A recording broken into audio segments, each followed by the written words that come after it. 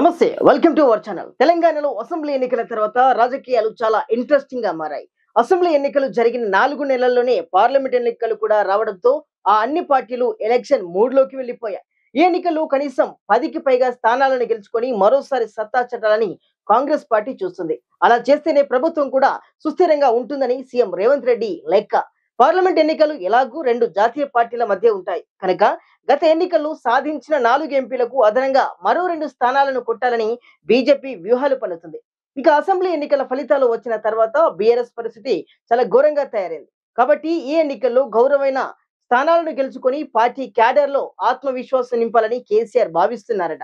అయితే ప్రధాన పోటీ కాంగ్రెస్ బీజేపీ మధ్యన ఉంటుందని కూడా అభిప్రాయం అయితే బలంగా వినిపిస్తుంది.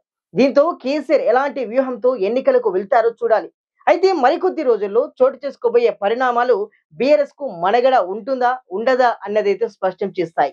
ఇక సిట్టింగ్ ఎంపీలు కొందరితో పాటు మాజీ ఎంపీలు సైతం పార్టీని వదిలి బీజేపీ చేరుతున్నారు. ఇక ఎన్నికల వరకు ఎమ్మెల్యేలందరూ కూడా ఐక్యంగా పార్టీకి అండగా ఉంటారా ఉండరా అనే అనుమానాలు అయితే వ్యక్తమవుతున్నాయి. ఇప్పటికే పలువురు ఎమ్మెల్యేలు కాంగ్రెస్ పార్టీ ముఖ్యులతో టచ్ లోకి వెళ్లారు. పార్టీ ఫిరాయింపులను ప్రోత్సహించడానికి విముఖత చూపిస్తున్న సీఎం రేవంత్ రెడ్డి ఇప్పుడిప్పుడే మనసు మార్చుకున్నట్లు తెలుస్తోంది. ఇక లోక్సభ ఎన్నికల తర్వాత ప్రభుత్వం సుస్థిరంగా ఉండాలంటే పార్టీ బలాన్ని పెంచుకోవాల్సిన అవసరాన్ని ఆయన గుర్తించారు. అయితే కాంగ్రెస్ లో చేరేందుకు చాలా మంది ఎమ్మెల్యేలు సిద్ధంగా ఉన్నట్లు తెలుస్తుంది.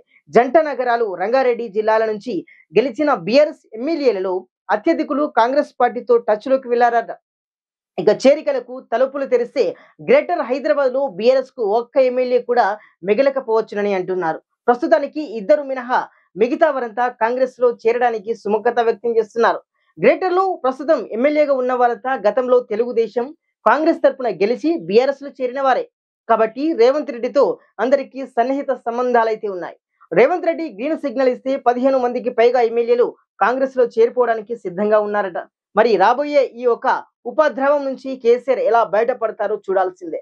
అయితే లోక్సభ ఎన్నికలలోపే ఈ చేరికలు జరిగిపోతే బీఆర్ఎస్ కు కోలుకోలేని దెబ్బ తగులుతుందని చెప్పుకోవచ్చు. ఫిరాయింపులకు గతంలో తెరలేపింది కేసీఆర్ కనుక ఇప్పుడు కాంగ్రెస్ పార్టీ అదే పని చేసినా వారిని ప్రశ్నించే నైతికత ఆయనకు ఉండదు. ఈ పరిస్థితిని అనుకూలంగా మలుచుకోవడానికి కాంగ్రెస్ పార్టీ పావులు కదుపుతోంది.